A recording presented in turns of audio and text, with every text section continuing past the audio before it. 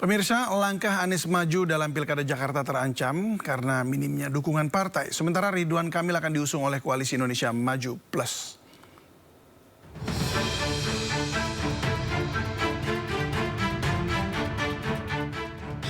Hingga hari ini, baru PKS yang menyatakan mengusung Anies.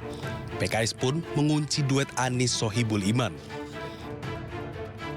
Namun, PKS berpeluang menarik dukungannya. Lantaran hingga batas waktu yaitu 4 Agustus, Anies belum mendapat dukungan partai lain. Sementara PKB dan Nasdem belum memberikan surat rekomendasi. Hal ini membuat peluang Anies merebut Jakarta 1 semakin sulit. Sementara PDI Perjuangan hingga kini belum putuskan dukungannya.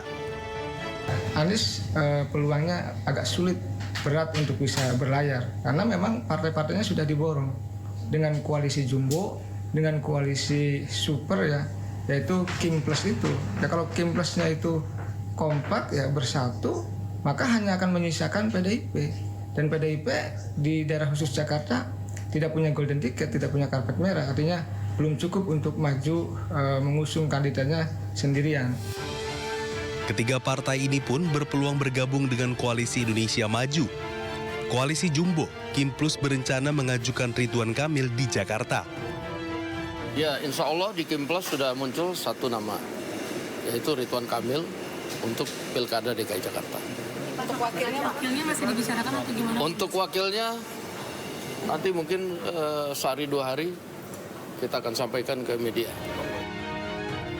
Dengan peta politik ini, kemungkinan calon tunggal melawan kotak kosong semakin menguat.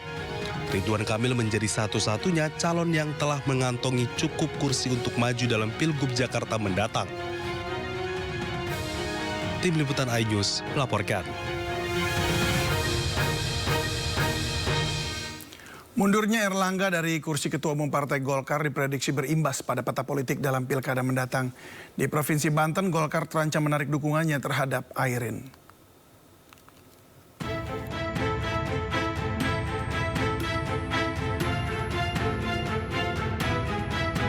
Mundurnya Erlangga dari Ketua Umum Partai Golkar akan berimbas kepada pilkada di beberapa daerah, salah satu dia adalah Banten. PDI Perjuangan yang awalnya berpotensi kerjasama dengan Golkar kemungkinan batal. Airin Rahmidiani pun bisa gagal maju dalam gelaran Pilgub Banten. Ada indikasi seperti itu, tetapi kalau di tingkat kabupaten kota itu relatif konfigurasinya menunjukkan representasi dari peta politik yang ada di daerah.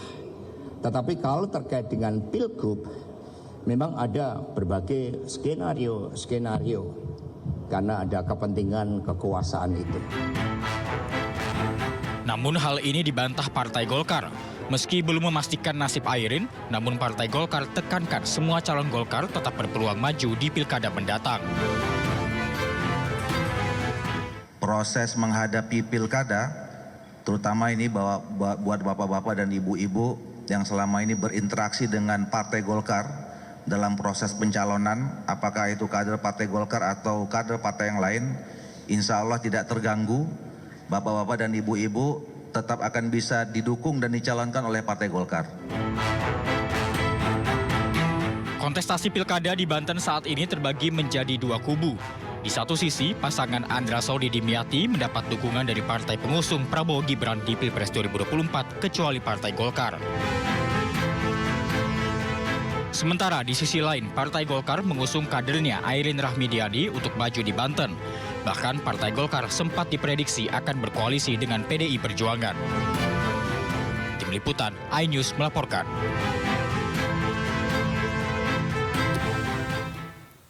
Pilkada Jakarta yang digadang akan hadirkan satu pasangan calon yang melawan kota kosong disebut akan merubah wajah pilkada bak macan ompong. Dan untuk membahas lebih dalam kita akan berbincang dengan sejumlah narasumber yang telah hadir bersama kami melalui sambungan Zoom. Ada juru bicara Partai Demokrat Herzaki Mahendra. Selamat malam Bang Herzaki. Selamat malam Bang.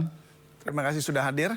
Kemudian juga sudah hadir juru bicara PDI Perjuangan Aryo Seno Bagaskoro. Mas Seno, selamat malam. Mas Seno. Baik.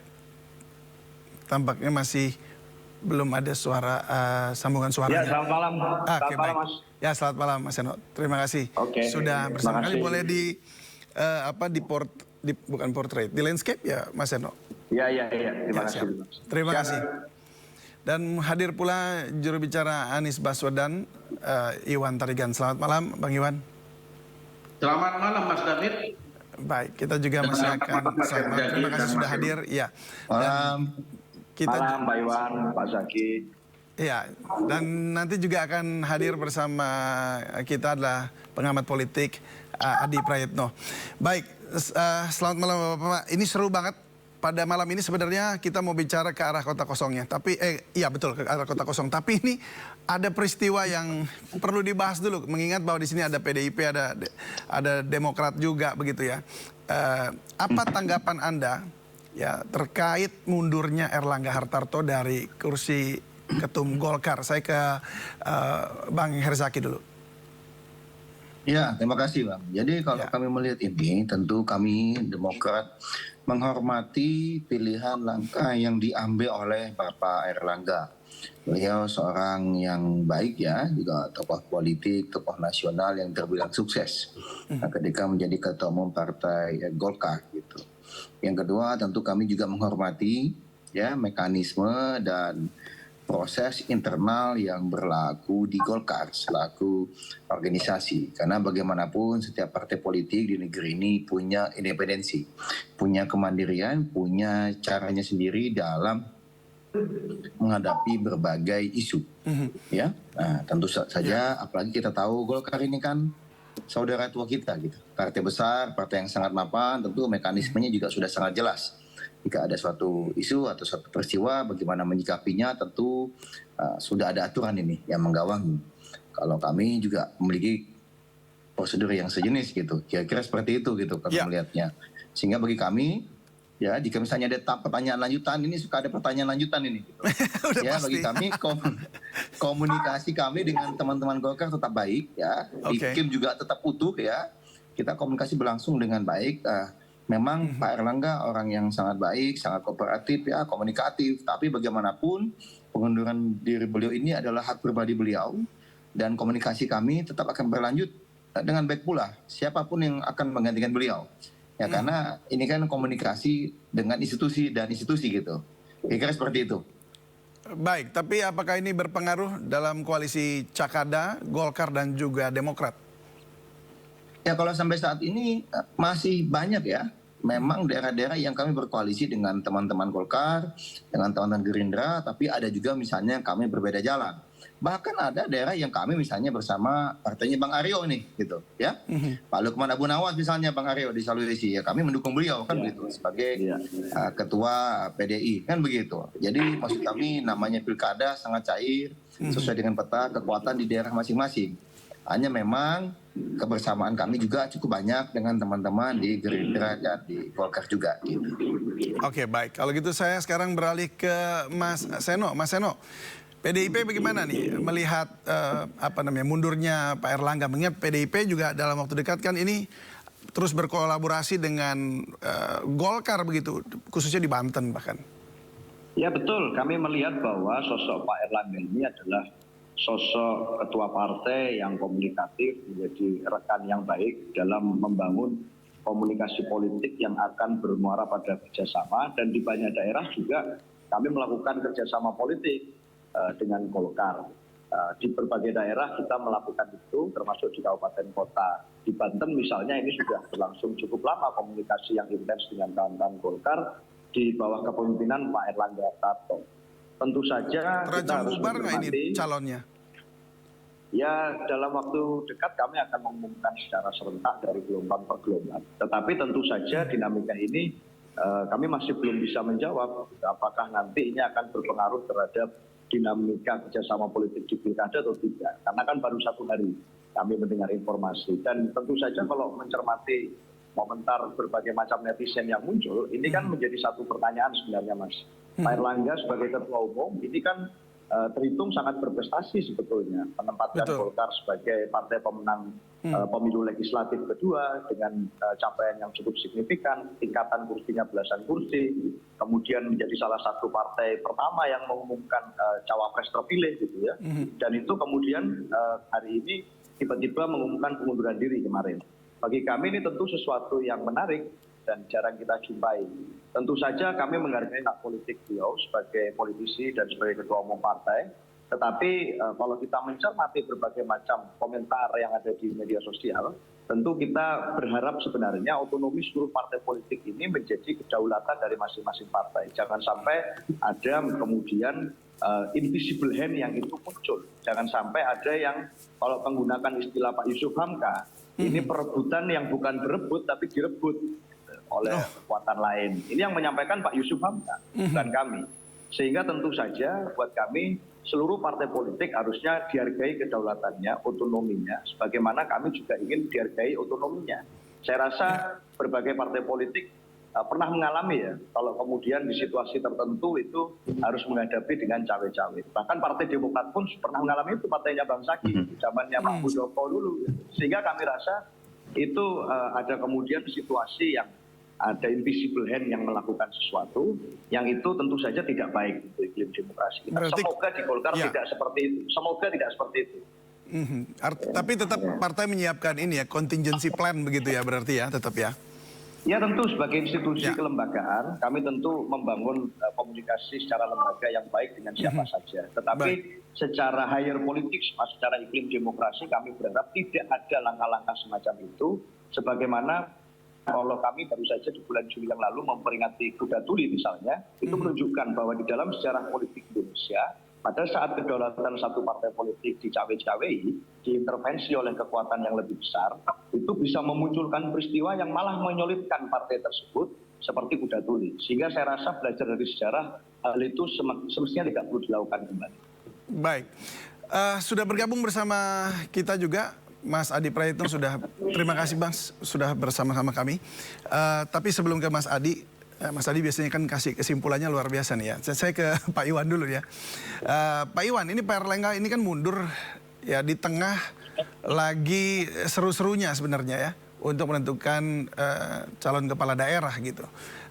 Dan kalau kita lihat ini banyak peristiwa, termasuk kalau dalam pekan lalu diduga ada partai-partai bahkan yang kemudian akan masuk ke Kimples, termasuk meninggalkan dukungan untuk calon Anda yaitu Pak Anies Baswedan. Nah, tapi bagaimana sih Pak Anies ini membaca semua peristiwa politik ini, termasuk terakhir ini adalah mundurnya Pak Erlangga Hartarto?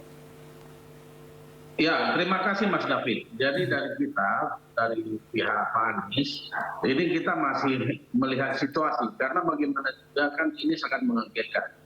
Partai besar yang pemenang kedua setelah PDIP. Jadi kalau secara luarnya cukup berprestasi. Tetapi tentunya ada juga tarikan-tarikan dari langkah-langkah yang kita tahu dari internal senior senior Golkar, langkah-langkah Pak Erlangga yang tidak disetujui oleh para senior begitu. Tapi kita harapkan kondisi ini nanti tetap berjalan, pilkada berjalan dengan baik tanpa intervensi tentunya. Ya, itu harapan kita. Jadi apa yang terjadi saat ini adalah ujian buat Golkar agar tetap menjadi partai besar yang partai sesuai dengan kekaryaan yang menjadi ini tujuan daripada Golkar di Indonesia. Begitu Mas David. Baik, saya masih pertanyaan yang sama, saya ke Mas Adi Praetno. Ini seberapa besar Mas mundurnya Erlangga pada koalisi Kimples di masa penetapan Cakada ini? Apa yang Anda lihat di sini? Ya, saya kira memang tidak akan ada perubahan yang signifikan ya pada konstelasi politik di internal Golkar terkait dengan konfigurasi politik yang mereka bangun dalam koalisi. Mostly bisa dipastikan Golkar ini akan tetap solid bersama dengan Kim di sejumlah wilayah-wilayah tertentu yang mereka menyebutnya sebagai wilayah prioritas. Meski pada saat yang bersamaan mereka itu saling berhadapan satu sama yang lainnya. Misalnya di Banten antar Kim itu kan perang saudara antara Golkar dan Gerindra. Golkar mengusung Airin Rahmidiani, kemudian Gerindra itu memborong hampir mayoritas partai. Di situ ada Demokrat juga ya, mengusung Andra Soni sebagai sosok yang akan berkompetisi. Peta politiknya hari ini, meski kita tidak pernah tahu, jangan-jangan Banten ini akan juga seperti di Jakarta kan, di mana semua partai akan diborong, dan nantinya muncul juga Kim Plus sehingga yang dilawan itu adalah kota kosong ya. Tapi di Banten itu juru kuncinya ada di PDIP, karena sampai hari ini PDIP belum memutuskan sikap politiknya, apakah berkongsi dengan Airin ataukah justru misalnya bergabung dengan kubunya Andra Soni. Di berbagai tempat yang lain di Jakarta misalnya, per hari ini juga Golkar bisa dipastikan solid ya dengan Kim, termasuk di Jawa Tengah ataupun di Jawa Barat. Jadi hal-hal yang semacam ini bagi saya sebenarnya Mas tidak akan mempengaruhi secara signifikan ya terkait dengan konfigurasi politik. Mungkin ada beberapa koreksi di berbagai tempat ya terkait dengan rekomendasi dan surat tugas yang sudah diberikan. Di Sumut misalnya beberapa waktu yang lalu Golkar kan memberikan surat tugas ke Bobi, tapi Bobi pada akhirnya harus berlabuh misalnya dari Partai Gerindra. Hal-hal yang semacam ini tentu akan mempengaruhi secara umum bagaimana rekomendasi Golkar di sejumlah tempat mungkin sebelum ada janur melengkung sangat mungkin akan mempengaruhi secara signifikan. Nah selanjutnya justru saya melihat adalah apa yang kemudian membuat Pak Erlangga itu mundur.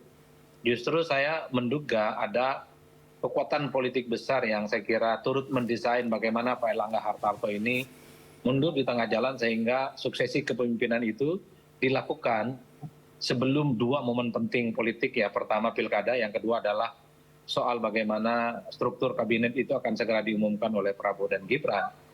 Kalau menggunakan skenario lama ketika ada isu tentang Munaslup, tentu siapapun yang mendesakkan Munaslup pasti dituduh ada intervensi, ada cawe-cawe, kemudian ada upaya pembegalan yang berpotensi itu diarahkan pada kelompok tertentu. Dan itu dianggap inkonstitusional ya. Tapi kalau kemudian Pak Erlangga Hartarto ini mundur terkesan ikhlas lillahi ta'ala, mundur tanpa ada paksaan, seakan-akan Munas dipercepat itu menjadi pilihan yang rasional. Oleh karena itu saya ingin menegaskan siapapun yang membuat Pak Erlangga Hartarto itu mundur dengan cara apapun, saya kira dia adalah tahu persis bagaimana untuk menggantikan Ketua Umum Golkar Erlangga Hartarto dalam hal ini sebelum dua event penting itu Mas. Jadi saya kira di situ konteksnya ya terkait dengan Golkar. Waduh, ini apa namanya, siapa orang di balik yang Anda katakan ini tentu mungkin harusnya semua apa gimana ya, partai-partai politik apakah melihat itu juga yang sama dan sosok yang sama gitu loh. Nah, ya, Mas David begini, kenapa saya sebut ada orang yang cukup luar biasa dan powerful? Karena apapun judulnya, Pak Erlangga Hartarto ini adalah Ketua Umum Golkar, partai pemenang pileg yang saya kira ini top elit dari segi jabatan politik ya. Pak Erlangga Hartarto adalah Menko Perekonomian yang saya kira secara jabatan publik hanya 2 tingkat ya, di bawah Presiden dan 1 tingkat di bawah Wakil Presiden. Jadi jabatan-jabatan strategis ini saya kira nyaris tak ada kekuatan yang sebenarnya mempressure ataupun mengintervensi ataupun membisikkan sesuatu yang kemudian membuat Pak Erlangga Hartarto itu mundur. Pasti ada jabatan politik, kekuatan politik di luar kemampuan Pak Erlangga Hartarto yang sifatnya lebih kuat yang kemudian mempengaruhi. Jadi instrumen yang menjelaskan kenapa Pak Erlangga Hartarto itu kemudian mundur. Soal siapa orangnya, soal apa bentuknya, mari kita cari ramai-ramai. Baik, baik. Kita akan lanjutkan tapi ini ngobrol-ngobrol. Cuman sebelum kita